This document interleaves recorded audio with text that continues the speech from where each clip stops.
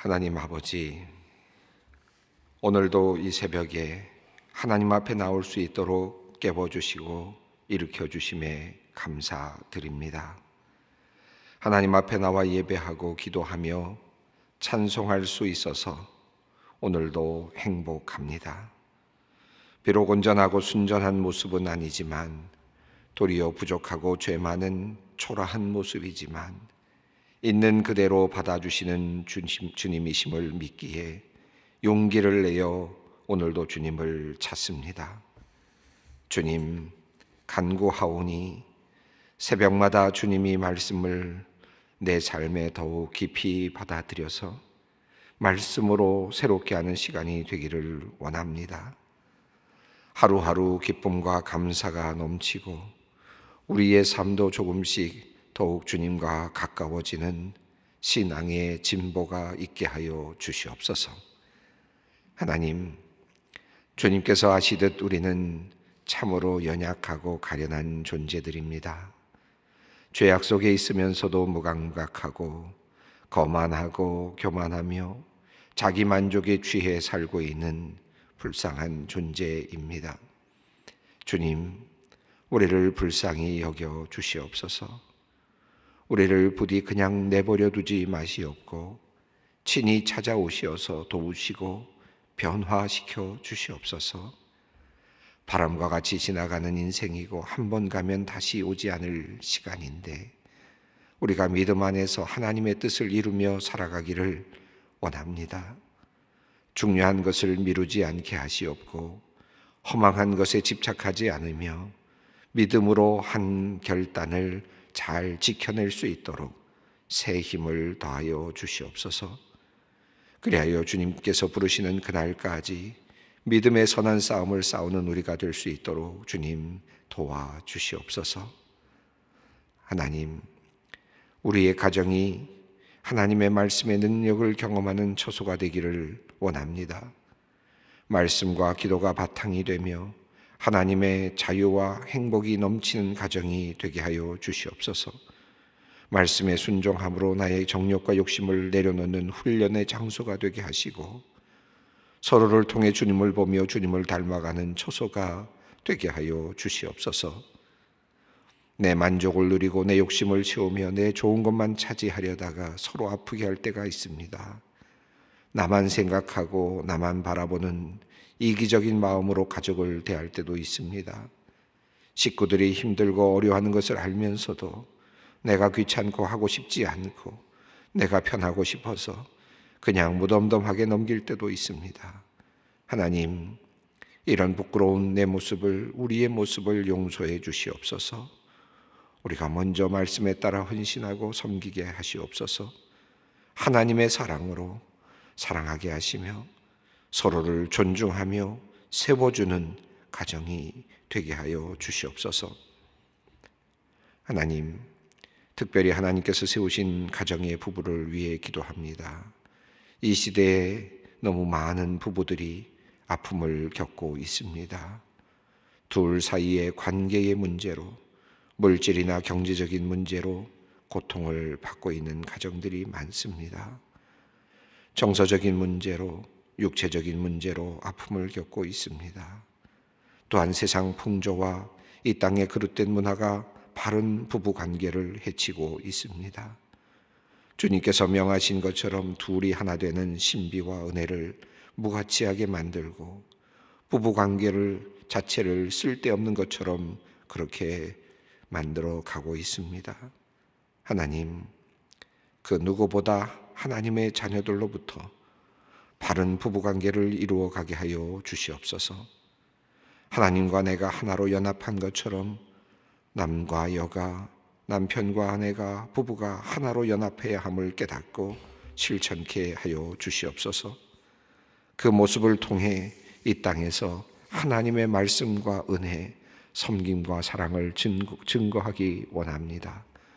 그래서 우리의 가정을 바로 세우며 자녀들에게도 바른 부부관계와 바른 가정의 모습을 전수해 주기를 원합니다. 하나님께서 이 모든 여정에 함께 해 주시옵소서. 이 사회와 문화의 회복이 우리 가정에서부터 힘있게 출발하게 하여 주시옵소서. 소망의 성도들을 위해 기도합니다. 오늘은 긴급한 기도의 제목들이 많이 있습니다. 어느 것 하나 중요한 것이 없는 주님의 자녀요, 그들의 사정이오니 주님께서 들으시고 응답하여 주시기를 원합니다. 신부전증 상과 폐렴으로 중환자실에 입원하신 권사님이 있습니다. 치유하시는 하나님께서 권사님과 의료진의 손길 가운데 함께 하시고 도우셔서 속히 건강을 회복케 하여 주시옵소서. 전립선 수치가 계속 높아져 병원에 입원해 오늘 전신 마취로 검사를 앞둔 집사님이 계십니다. 남편의 건강을 위해 기도하는 권사님의 마음을 붙잡아 주시고 하나님께서 모든 검사와 치유의 과정 가운데 함께 하시는 은혜를 누리게 하여 주시옵소서. 요로 결석으로 수술을 마치고 회복 중에 있는 분이 있습니다. 하나님께서 고통을 덜하여 주시옵고 속히 회복하여 주님의 일에 충성케 하여 주시옵소서. 오늘 허리 디스크 수술을 받으시는 권사님을 위해 기도합니다. 전신을 마취해야 하는 큰 수술입니다.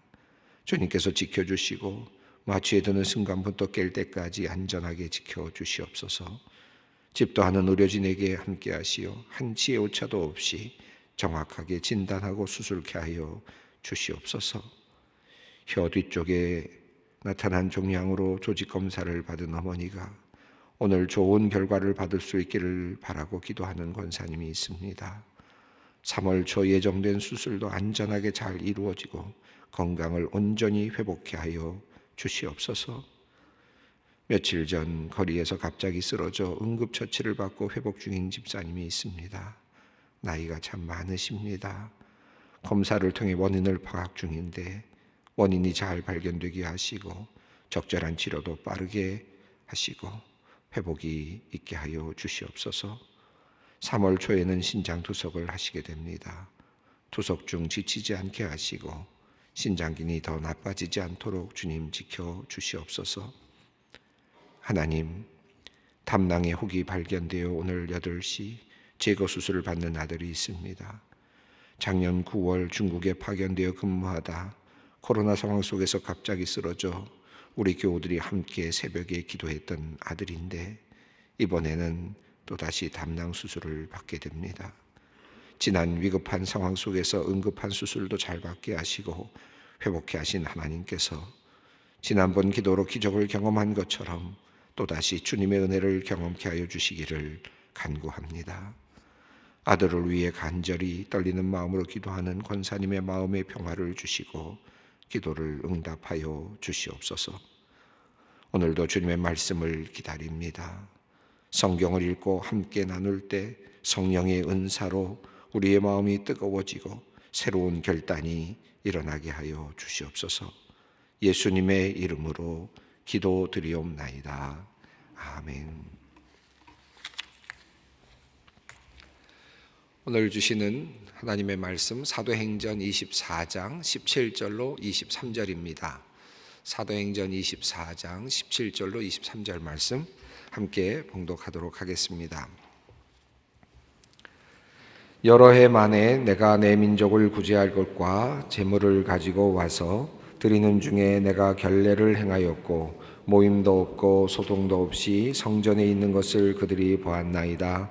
그러나 아시아로부터 온 어떤 유대인들이 있었으니 그들이 만일 나를 반대할 사건이 있으면 마땅히 당신 앞에 와서 고발하였을 것이요 그렇지 않으면 이 사람들이 내가 공회 앞에 섰을 때에 무슨 옳지 않은 것을 보았는가 말하라 하소서. 오직 내가 그들 가운데 서서 외치기를 내가 죽은 자의 부활에 대하여 오늘 너희 앞에 신문 받는다고 한 이 한 소리만 있을 따름이니이다 하니 벨릭스가 이 도에 관한 것을 더 자세히 아는 거로 연기하여 이르되 천부장 루시아가 내려오거든 너희 일을 처리하리라 하고 백부장에게 명하여 바울을 지키되 자유를 주고 그의 친구들이 그를 돌아봐 주는 것을 금하지 말라 하니라. 아멘. 지금 사도 바울은 벨릭스 앞에서 신문을 받고 있고 이제 마지막 증언을 하고 있는 그런 상황 속에 있습니다.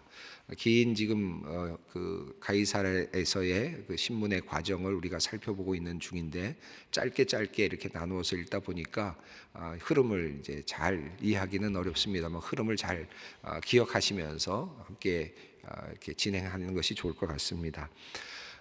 양심의 소리에 나는 거리낌이 없기를 힘씁니다.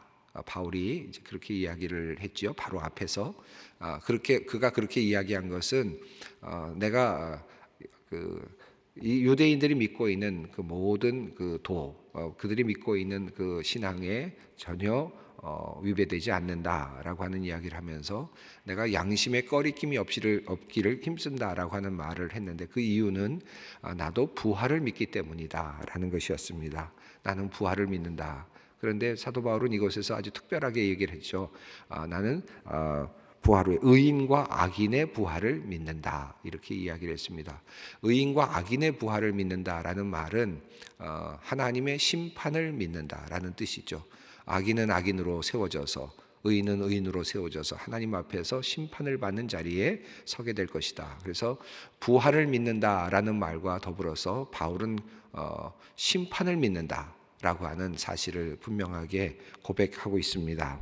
그러니까 부활을 믿고 내가 결국은 다시 살아나게 될 것이고 하나님 앞에서 내가 이 세상에서 살았던 모든 것들을 심판받는 자리에 서게 될 것이다. 나는 그것을 믿는다.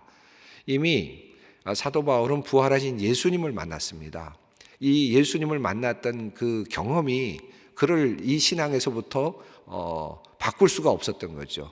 더군다나 그 부활하신 주님께서 그에게 평가하셨던 내용을 그가 들었습니다. 왜 너는 나를 박해하느냐라고 하는 이 말을 들었을 때 이 다메섹 도상에서 그가 들었을 때 아마 그 하늘로부터 들려오는 그 소리가 아마 그에게는 마지막 심판과 같았던 아마 그런 경험이 아니었을까.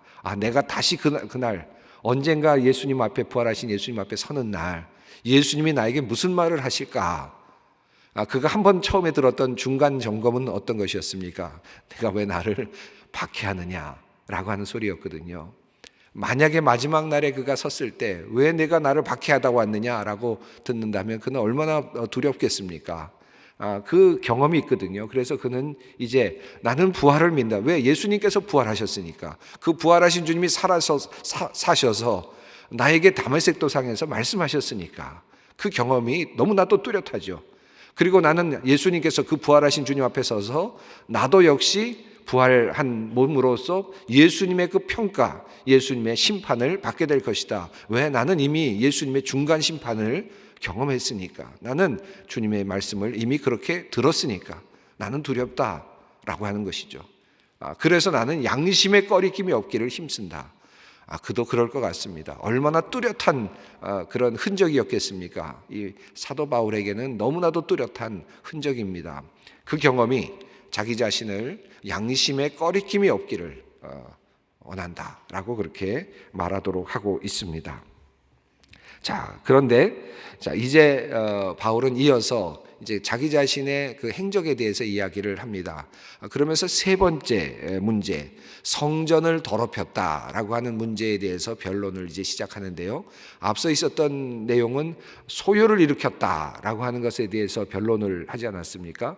나는 온 지 얼마 되지도 않았습니다. 열 이틀밖에 되지 않았는데 무슨 소요를 일으킬 만한 일을 할 수 있었겠습니까? 누가 나를 만난 적이 있으며 나와 변론한 적이 있습니까? 라고 그렇게 변론을 했고, 두 번째 나사렛 종교의 어떤 나사렛의 우두머리다라고 하는 거기에 대해서 나는 유대인과 같은 신앙을 가지고 있다. 나는 같은 부활 신앙을 가지고 있다. 나는 그래서 양심의 꺼리낌이 없기를 힘쓴다라고 그렇게 고백을 하고 있습니다. 자, 그리고 나서 이제 성전을 더럽혔다라고 하는 사실, 성전에 이방인을 끌어들였다라고 하는 그런 이야기에 대해서 이제 변론을 하면서 자기 자신이 어떻게 여기까지 오게 됐는지에 대해서 이야기를 합니다. 17절 말씀입니다. 함께 읽겠습니다.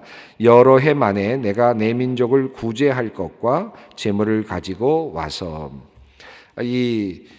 사도행전에는 내가 구제했다라고 하는, 구제하려고 돈을 가지고 왔다라고 하는 내용이 구체적으로 나타난 것은 이곳 한 곳입니다. 그것도 바울의 증언을 통해서 나타나고 있습니다. 다른 서신서들에는 많이 나타나죠. 고린도전서, 후서, 로마서 할 것 없이 나타나는데, 갈라디아서, 그런데 여기에는 이 내용이 없습니다.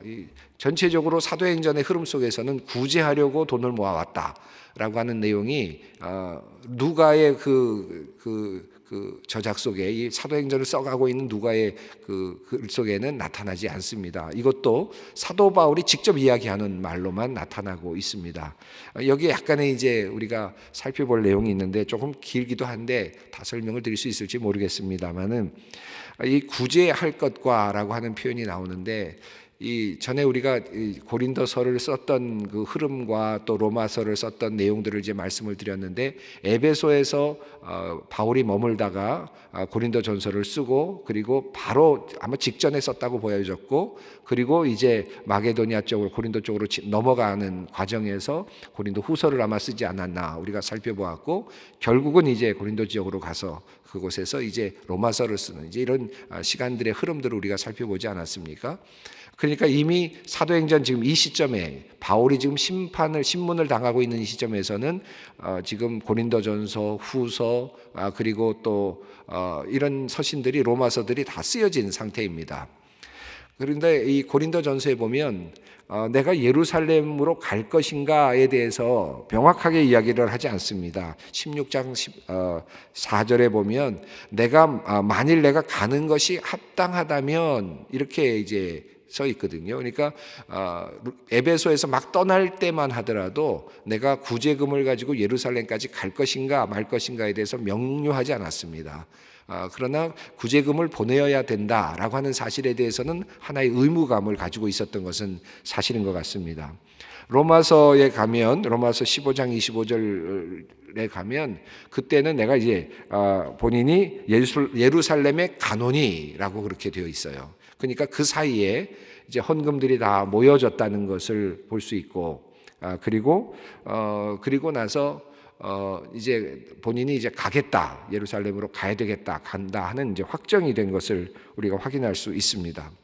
자, 그렇게 해서 이제 돈이 모여졌는데, 원래 그 가난한 사람들을 위한 이 부담감이 어디에서부터 출발된 것입니까? 갈라디아서 2장 10절 이후에 보면, 갈라디아서 2장에 보면 그 앞부분에서 본인이 바울이 이제 다메섹에서의 경험을 이야기한 다음에 14년 후에 자기 자신이 예루살렘에 올라갔다라고 하는 이야기를 하면서 야고보와 게바와 그리고 요한을 만났고 친교의 악수를 했다라고 이야기하면서, 그래서 이제 바울과 그 모든 사도들이 하나가 되어서 같은 사역을 하기로 그렇게 결정했다. 그래서 동력하기로 결정했다라고 하는 이야기를 하면서, 다만 우리에게 가난한 자들을 기억하라 하고 부탁하였으니 라고 하는 말씀을 하고 있습니다. 그래서 예루살렘에 올라갔을 때 사도들이 이렇게 친교의 약수를 하면서 전도하고 이방으로 나가서 복음을 전파하고 하되, 가난한 이웃들, 예루살렘에 있는 이웃들을 기억해달라, 항상 기억해달라라고 하는 이야기를 들었기 때문에 그의 마음속에 늘 이 가난한 자들을 위한 그런 마음이 있었다. 그래서 이 가난한 자들을 도와야 되겠다고 하는 그런 마음이 있었다라는 것이죠. 그래서 로마서 15장 26절, 아까 조금 전에 있었던 15장의 25절 이어서 로마로 간다라고 하는 말과 더불어서 가난한 자들을 위하여 헌금한 사람들에 대해서 이야기를 하고 있습니다. 그래서 이런 것을 보면 이제 이미 그의 여정 속에서 헌금이 모여졌다 하는 것을 알 수 있고, 그리고 이제 그 헌금을 가지고 이제 지금 그가 예루살렘에 왔다는 것을 우리가 알 수 있죠. 자, 17절 보면 내가 내 민족을 구제할 것과, 여기 말은 이제 그 모든 맥락 안에서 본인이 가져온 이제 그 헌금을 이야기하는 것이죠. 그런데 재물을 가지고라고 했습니다. 여기서 이 재물이 무엇일까에 대해서 조금씩 해석에 논란이 좀 있는데, 그렇다면 재물은 하나님께 드리는 헌물, 제사인데, 재물인데, 그러면 성전 재물을 따로 가지고 오고, 그리고 또 그 연보를, 구제금을 가지고 온 것인가, 아니면 그것이 하나인가, 같은 것인가 라고 하는 것을 계속 고민을 많이 합니다. 그런데 같이 보는 분들도 있고 좀 달리 보는 분들도 있습니다. 그러니까 다시 말하면 구제금, 기부금, 연보, 가난한 사람들을 도우려고 하는 그런 그 구제금으로서의 기능. 그 다음에 두 번째는 성전에 하나님의 제단에 바치는 헌금. 이 두 가지를 함께 가지고 왔다라고 그렇게 이야기를 하고 있습니다. 어떤 분들은 이 두 가지가 같은 것 아니냐, 구제금 자체가 하나님께 드리는 제물이기 때문에 그것을 그렇게 표현한 것이다, 조금 과격하게 해석하시는 분들은 그렇게 해석하시고, 또 어떤 분들은 하나님께 드리는 제물로 가지고 왔다, 제물이 되어야 된다, 제물로 따로 바쳤을 것이다 라고 그렇게 이야기를 합니다. 자, 그런데 이제 이 내용을 보면 여러분이 헌금이 왜 사도행전에, 이거 좀 어려운 얘기인데 여러분 우리 새벽기도 하시는 분들은 조금 이해하실 수 있을 거라고 생각을 해서 말씀을 드린다면, 이 헌금이 목적대로 사용되었을까요? 여러분, 이 지금 사도행전이 좀 이렇게 흘러가고 있는 이야기와 지금 이미 그 전에 있었던 많은 사건들, 특별히 에베소에서 그 다음에 고린도로, 그러면서 고린도 전후서를 쓰고 그리고 로마서를 쓰고 하면서 마게도니아와 아가야에 있는 많은 성도들이 함께 가난한 자를, 예루살렘에 있는 가난한 자를 돕기 위해서 헌금하고 했던 이 모든 것들이 그대로 사용됐을까요? 이 조금 의문을 제시하는 분들이 참 많이 있어요. 물론 가난한 자들을 위해서 사용됐을 것은 분명한데 완전히 사용된 것 같지는 않다는 것이 이제 의견들이 많습니다. 왜냐하면 우선 여러분 보시는 것처럼 사도행전의 흐름을 본다면 도착하자마자 그 야고보와 사도들이 뭘 종용했습니까? 바울이 나시린들을 이렇게 도우면서 결례를 행하라고, 그들에게 돈을 주어서 그들에게 결례를 행하는 비용을 주면서 유대인들과 하나가 되어 있다는 것을 모습을 보여주면서 결례를 행하라고 했거든요. 그 비용이 상당히 많이 든다고 말씀을 드렸습니다. 바울이 무슨 돈이 있었겠어요, 그죠? 그렇다면 결국은 그 비용으로도 사용됐을 가능성이 있겠다. 또 재판 비용으로도 아마도 이 계속되는 재판, 2년 동안 이제 이 재판이 계속되는데 재판되는 이런 과정 속에서도 비용이 아마 꽤 많이 들지 않았을까 하는 그런 추측들도 해봅니다. 그러니까 가난한 자들을 위해서 우리가 돕기로 했던 그 계획이 있었지만 그 헌금이 모여졌던 것들이 가난한 자들을 위해서, 아마 처음에 오자마자 가난한 자들을 위한 헌금이 예루살렘 그 성도들에게 드려졌을 겁니다. 그 내용은 사도행전에 나타나지는 않지만 분명히 그럴 거라고 생각하는데, 그럼에도 불구하고 그 외의 비용으로도 아마 사용되지 않았을까 이렇게 보여져요. 그러면 이게 양심이 없는 것 아니냐?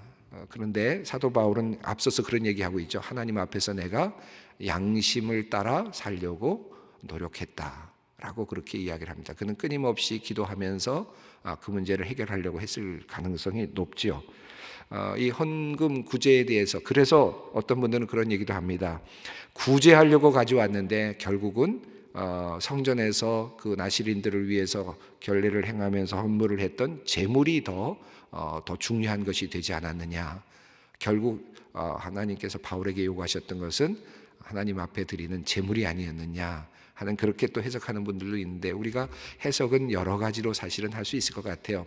다만 우리가 열심히 가난한 자들을 위해서 헌물을 모아서 했던 그 마게도니아와 아가야의 어떤 신앙도 굉장히 중요하고요. 그리고 또 현장에서 그 헌물이 사용되면서 하나님의 의를 이루어가는 그 과정도 매우 중요합니다. 하나님께서 돈을 받으셨다라고 한번 생각해 보세요. 우리가 하나님께서 돈을 받아 이걸 어떻게 써야 되는가? 그런데 지금 하나님께서는 그 헌물을 지금 사도 바울을 보호하시고 끌어가시면서 복음의 역사를 지금 이끌어가시는 과정 속에서 지금 일부를 사용하고 계시는 것을 또 보게 됩니다. 하나님의 역사라고 볼 수 있습니다. 그래서 우리가 때로는 이것을 자칫 오해하시면 뭐 이렇게 다르게 이해할 수도 있겠지만, 하나님의 그 역사는 우리가 생각하는 것을 뛰어넘는 그런 관점이 있습니다. 우리가 종종 우리가 이제 그 헌금에 대해서 최근에 이제 많은 분들이 헌금의 사용에 대해서 헌금은 가난한 자들을 위해서만 사용돼야 된다라든지 헌금이 이웃들을 위해서 보다 더 많이 사용돼야 된다 이런 것을 주장하시는 분들 많은데 사실입니다. 그리고 교회가 항상 그것을 힘써야 되는 것은 분명하죠. 그리고 그것은 고린도 전서와 후서와 로마서 서신서에 가득 들어 있습니다. 그러나 그것이 사도행전에 이어서 현실로 이어지면서 어떤 일들로 이어졌는가, 그리고 그것이 어떻게 사용되어 왔는가, 그리고 하나님께서는 그것을 어떻게 이용하셨는가 하는 것들을 다시 함께 보면서 이것을 총체적으로 보면서 하나님의 역사는 어떻게 이루어지고 있는가 하는 것들을 생각해 볼 필요도 있겠습니다. 조금 어려운 말씀을 드렸는데 여러분께서 잘 이해하실 수 있었으면 좋겠습니다. 자, 그리고 나서 18절 말씀입니다. 읽겠습니다. 드리는 중에 내가 결례를 행하였고 모임도 없고 소동도 없이 성전에 있는 것을 그들이 보았나이다. 그러나 아시아로부터 온 어떤 유대인들이 있었으니 19절입니다. 그들이 만일 나를 반대할 사건이 있으면 마땅히 당신 앞에 와서 고발하였을 것이요. 결례를 행하였다고 했까? 나는 결례만 행하였다. 이 결례를 행하는 일을 했고 모임도 소동도 없었다. 그들이 근데도 불구하고 아시아로부터 온 유대인들이 나를 고소했다. 그런데 그 고소한 유대인들이 지금 이 자리에 없다. 무슨 의미가 있느냐라고 하는 이제 이야기죠. 또 20절, 21절 있습니다. 그렇지 않으면 이 사람들이 내가 공회 앞에 섰을 때 무슨 옳지 않은 것을 보았는가 말하라 하소서. 오직 내가 그들 가운데 서서 외치기를 내가 죽은 자의 부활에 대하여 오늘 너희 앞에 신문을 받는다고 한 이 소리만 있을 따름이니이다 하니. 자, 그렇다면 예루살렘에서 그 산헤드린 공회에서 어떤 일이 있었는지 한번 물어보라. 여기 있는 사람들이 대답하지 않겠느냐? 어떤 일이 있었느냐? 내가 부활을 믿는다고 말한 얘기밖에는 한 것이 없다. 다른 결정된 내용이 없다. 이런 이야기를 지금 변호를 하고 있습니다. 자, 22절, 23절 있습니다. 벨릭스가 이 도에 관한 것을 더 자세히 아는 거로 연기하여 이르되 천부장 루시아가 내려오거든 너희 일을 처결하리라 하고 백부장이 명하여 바울을 지키되 자유를 주고 그의 친구들이 그를 돌보아 주는 것을 금하지 말라 하니라. 벨릭스가 이 이야기를 듣고 이거 더 이상 진행할 필요는 없겠다라고 그래서 암플리우스를 선언한 거죠. 이 로마 법정에서 암플리우스를 선언을 하면 이제 판단 보류입니다. 그것은 이제 더 이상 이야기하지 않고 다른 어떤 증거가 나올 때까지는 이제 다루지 않는 이제 그런 것이죠. 그렇게 해서 이제 연기하게 됩니다. 그리고 하나의 조건으로 또 다른 증언자 루시아가 올라오면 다시 심판하겠다라고 말하면서 그럼에도 불구하고 로마 시민인 그 바울이기 때문에 그에게 자유를 주고 친구들을 돌보아 줄 수 있도록 하면서 그를 이제 보호해 줍니다. 이렇게 시간이 그렇게 해서 2년이 이제 흘러가게 되죠. 긴 시간이 흘러가게 됩니다. 예, 오늘 함께 말씀을 나누는데 구제금에 대해서 우리가 조금 더 크게 또 보려고 노력을 했는데 가난한 자를 돕는 구제금이 또 다른 곳에서도 또 복음 전파를 위해서도 사용되고 있고 또 다른 면에서 사용되면서 하나님의 역사가 이루어지고 있었던 모습을 다시 한번 크게 보게 되었습니다. 함께 기도의 자리로 나아가겠습니다. 하늘에 계신 우리 아버지, 아버지의 이름을 거룩하게 하시며 아버지의 나라가 오게 하시며 아버지의 뜻이 하늘에서와 같이 땅에서도 이루어지게 하소서. 오늘 우리에게 일용할 양식을 주시고 우리가 우리에게 잘못한 사람을 용서하여 준 것 같이 우리의 죄를 용서하여 주시고 우리를 시험에 빠지지 않게 하시고 악에서 구하소서. 나라와 권능과 영광이 영원히 아버지의 것입니다.